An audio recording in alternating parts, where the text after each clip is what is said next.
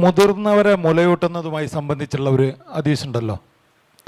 അതിൽ എനിക്ക് അയച്ചു തന്നിരിക്കുന്ന ഇത് എൻ്റെ ചോദ്യങ്ങളല്ല, വേറെ ആളുകൾ അയച്ചു തരുന്നതാണ്. അപ്പോൾ അതിൽ പറയുന്നത് ആയിഷ റളിയല്ലാഹു അൻഹ പറയുന്നു, സഹല ബിൻത്ത് സുഹൈൽ നബിയുടെ അടുക്കൽ വന്നു.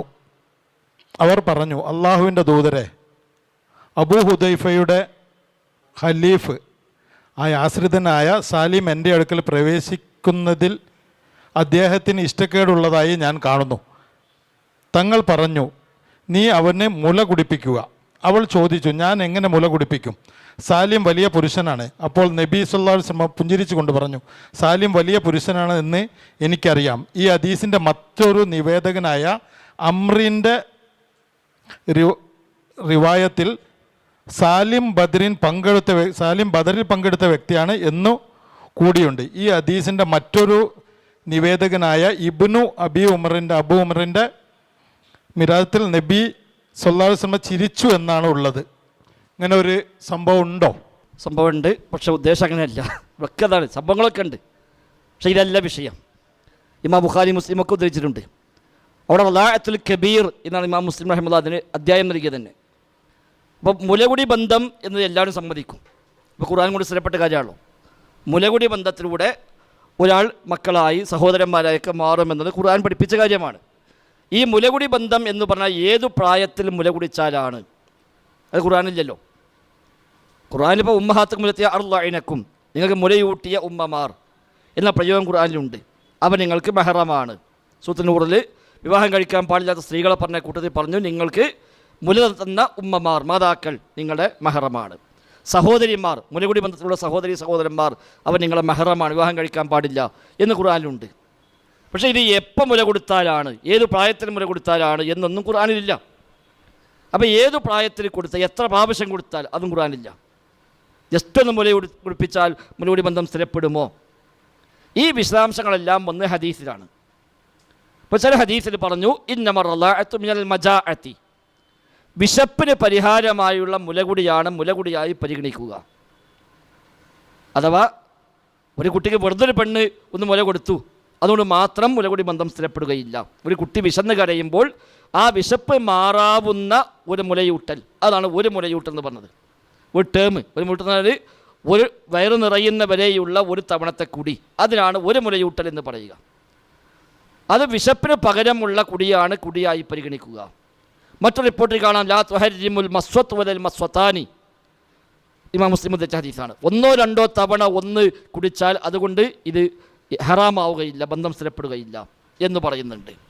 അപ്പോൾ അതിൽ വരുന്ന മറ്റൊരു ചർച്ചയാണ്, ഏതു പ്രായം വരെ ഇതിന് ഇളവുണ്ട്.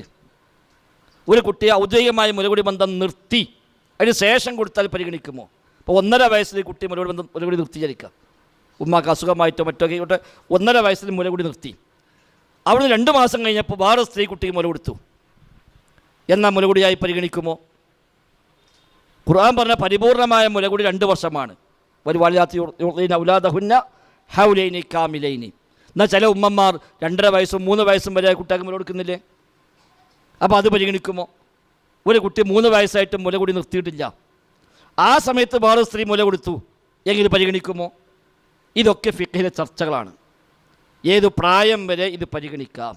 അപ്പോൾ ഔദ്യോഗികമായി മുലകുടി നിർത്തിയതിന് ശേഷം ഒരു സ്ത്രീ കൊടുത്താൽ പരിഗണിക്കുമോ? ഇനി നിർത്താതെ 3, 4, 5 വയസ്സ് വരെ കുട്ടീൻ്റെ ഉമ്മ അങ്ങനെ മുല കൊടുക്കുന്നുണ്ട്, അതിനിടയിൽ മറ്റൊരു സ്ത്രീ മുല കൊടുത്തു, എങ്കിൽ അത് പരിഗണിക്കുമോ? ഇതാണ് റളാഅത്തുൽ കബീർ. വലിയവർ മുല കുടിച്ചാൽ ആ മുലകുടി പരിഗണിക്കുമോ എന്നൊരു വിഷയമുണ്ട്. പ്രായമായ സമയത്ത് തന്നെ മുല കുടിക്കാറുമ്പോൾ നേരെ ആ സ്ത്രീൻ്റെ മുല വായിൽ വെച്ച് കുടിക്കാമെന്ന് അർത്ഥമില്ല. അതൊരു പാല് പാത്രത്തേക്ക് എടുത്ത് കുടിക്കലാണ്, അതവിടെ. അല്ലാതെ ഏതെങ്കിലും സ്ത്രീ പോയിട്ട് മുല കുടിക്കാമെന്ന് അർത്ഥം ചെയ്യുന്നു.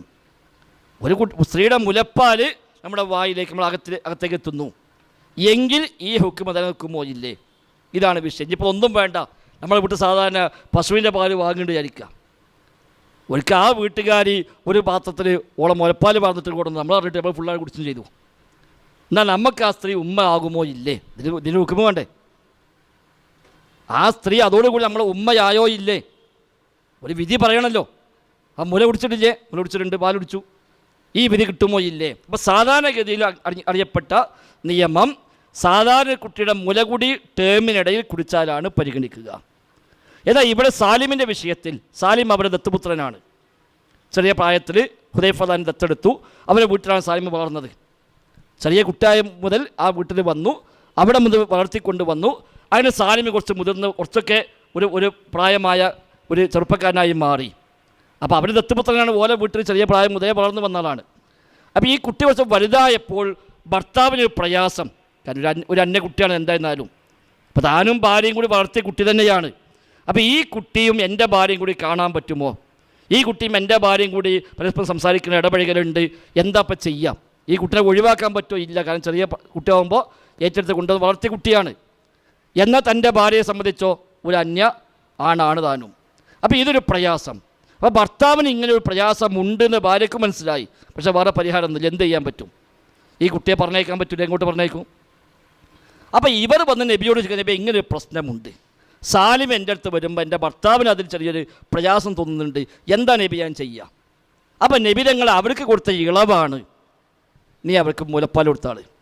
കാരണം ചെറിയ പ്രായം മുതലേ വളർത്തിക്കൊണ്ടുവന്ന കുട്ടിയാണ്. മുലപ്പാൽ കൊടുത്താൾ. അപ്പം നബി ഓൻ വലിയ മനുഷ്യനല്ലേ, ആയിക്കോട്ടെ കുഴപ്പമില്ല, നീ മുലപ്പാൽ കൊടുത്തോ. അപ്പോൾ അവർ മുലപ്പാൽ കൊടുത്തു. അതോടുകൂടി അവരെ സംബന്ധിച്ച് മുലകുടി ബന്ധം സ്ഥിരപ്പെട്ടു നബി പറഞ്ഞു. അപ്പോൾ എന്നിട്ട് ആ സ്ത്രീ പറയണം, അതോടുകൂടി എൻ്റെ ഭർത്താവിന് ആ സംശയം തോന്നുന്നു, ഇനി പ്രശ്നമില്ല. കാരണം നബി പറഞ്ഞു മുല കൂട്ടാൻ നമ്മൾ മുല കൂട്ടി. അപ്പോൾ എന്തായി? സ്വന്തം മകനെ പോലെ ആയി. മുല കുടിച്ചപ്പോൾ സ്വന്തം മകനെ പോലെ ആയി. അപ്പോൾ പിന്നെ മെഹറമായി മാറി. ഇനി കാണാൻ പ്രശ്നമില്ല. അപ്പോൾ എൻ്റെ ഭർത്താവിന് അതോടുകൂടി പിന്നെ പ്രശ്നമില്ല, തീർന്നു എന്നാണ്. ഇപ്പം നമ്മൾക്ക് പ്രശ്നം. ആ ഭർത്താവിന് പ്രശ്നം തീർന്നു, ഭാര്യയ്ക്ക് പ്രശ്നം തീർന്നു, കുട്ടിക്ക് പ്രശ്നം തീർന്നു. നബി അംഗീകരിച്ചു. 1400 കൊല്ലം കഴിഞ്ഞിട്ട് ഇപ്പം ഇവിടുന്ന് തോന്നുകയാണ് ഇത് പ്രശ്നമാണല്ലോ. അപ്പോൾ ആർക്കാ പ്രശ്നം? നമുക്കല്ലേ, ഓർക്കതല്ലോ. അപ്പോൾ അതിൽ നിന്ന് ആയിഷ ബീബി എന്നൊരു ഹുക്കുമെടുത്തു. ഈ വിഷയത്തിൽ നിന്ന് ആയിഷ ബീബി ഹുക്കുമെടുത്തു, എത്ര വലിയ പ്രായത്തിലാണെങ്കിലും മുലപ്പാൽ ഉള്ളിലേക്ക് എത്തിക്കഴിഞ്ഞാൽ മുലകുടി ബന്ധം സ്ഥിരപ്പെടും. അതിന് പ്രായം കാര്യം നോക്കേണ്ടതില്ല എന്ന് ആയിഷ ബീബി തെളിവാക്കി. എന്നാൽ മറ്റു പല സഹാബിമാർ പറഞ്ഞു അതില്ല, അത് സാലിമിന് മാത്രം നബിതങ്ങൾ കൊടുത്ത സ്പെഷ്യൽ ഇളവാണ്, അത് പൊതു നിയമമല്ല. അത് പൊതു നിയമമല്ല. പൊതു നിയമം മുലകുടി പ്രായത്തിൽ കുടിക്കണം, അപ്പോഴേ ബന്ധം നിലക്കുള്ളൂ. ഇത് സാലിമിന് ഇങ്ങനത്തെ സ്പെഷ്യൽ വിഷയം വന്നപ്പോൾ നബിതങ്ങൾ ഒരു ഇളവ് നൽകിയതാണ്. അത് എല്ലാവർക്കും സ്വീകരിക്കാൻ പറ്റിയ നിയമമല്ല. അത് പല സ്വഹാബിയാക്ക് നബി കൊടുത്തിട്ടുണ്ട്. ഇപ്പോൾ കച്ചവടത്തിൽ സാധാരണ ഹുക്കം എന്താണ്? കച്ചവടം ചെയ്താൽ സദസ്സ് പിരിയുന്നവരെ ക്യാൻസൽ ചെയ്യാൻ അവകാശമുണ്ട്. ഇസ്ലാമിക നിയമമാണ്. കച്ചവടം ചെയ്തു, വിലയൊക്കെ പറഞ്ഞു, പൈസ കൊടുത്തു, സാധനം വാങ്ങി, രണ്ടാളും തമ്മിൽ വേർപിരിഞ്ഞിട്ടില്ല എങ്കിൽ അതിന് മുമ്പ് വേണമെങ്കിൽ ക്യാൻസൽ ചെയ്യാം. വേർപിരിയും മുമ്പ് മറ്റാൾക്ക് തോന്നി എനിക്ക് വേണ്ട, അപ്പോൾ അയാൾ പറഞ്ഞു എനിക്ക് വേണ്ടടാ, ആയിക്കോട്ടെ കുഴപ്പമില്ല, പൈസ തിരിച്ചെന്നു, സാധിച്ചെന്നു, പ്രശ്നമില്ല, അംഗീകരിക്കപ്പെട്ട കാര്യമാണ്. ഇനി ഖിയാർ ഷർത്ത് വെക്കാം, 3 ദിവസം വരെ പ്രശ്നം ഞാൻ തിരിച്ചു കൊണ്ടുവരും എന്ന് വേണേൽ നിബന്ധന വെക്കാം. 3 ദിവസം എടുക്കും. ഇപ്പോൾ സാധാരണ കടിയൊക്കെ വെക്കുമല്ലോ, 3 ദിവസം കഴിഞ്ഞാൽ തിരിച്ചെടുക്കുന്നതല്ല, ഒരാഴ്ച കഴിഞ്ഞാൽ തിരിച്ചെടുക്കുന്നതല്ല എന്നൊക്കെ നിബന്ധന വെക്കും. അങ്ങനെ നിബന്ധന വെക്കാം.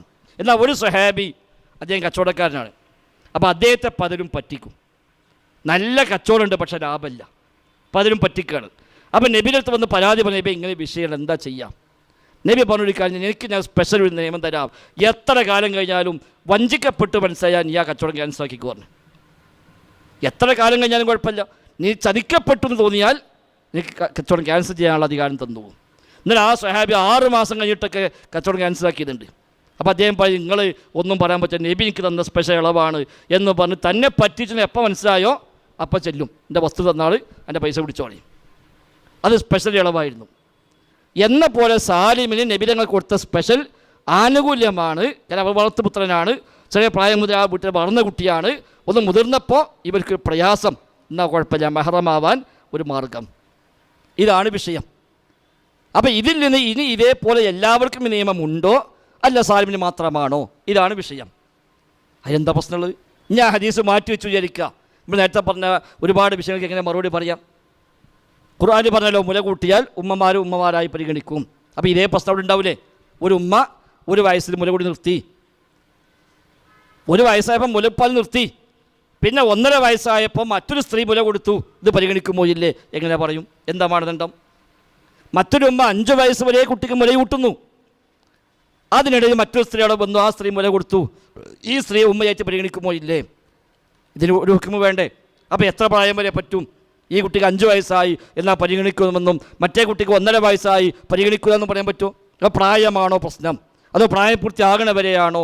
മുലകൂടി പ്രായത്തിലാണ്. അപ്പോൾ അടിസ്ഥാന നിയമം മുലകുടി പ്രായത്തിൽ 4-5 തവണയെങ്കിലും മുലപ്പാല് കൊടുത്ത് മുലകുടി ബന്ധം സ്ഥിരപ്പെടണം. അതാണ് 1-2 കുടിക്കൽ കൊണ്ട് ഹറാമാവുക ഇല്ല എന്ന് പ്രത്യേകം പറഞ്ഞത്.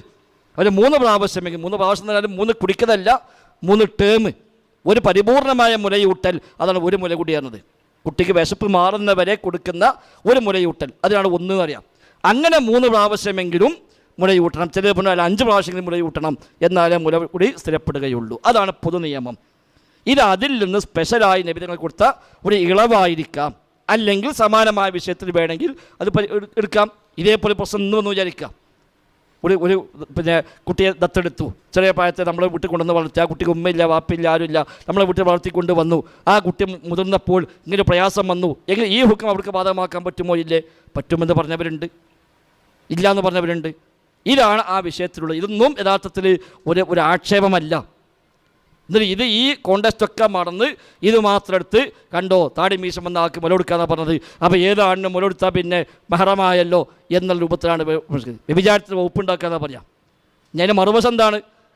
ഇങ്ങനെ മുലകൊടുത്ത മഹറമായി കഴിഞ്ഞാൽ പിന്നെ വിവാഹം കഴിക്കാൻ പറ്റില്ലാന്ന്, പിന്നെ വ്യഭിചരിക്കൽ, അവർക്ക് വിവാഹം പോലും കഴിക്കാൻ പറ്റൂല.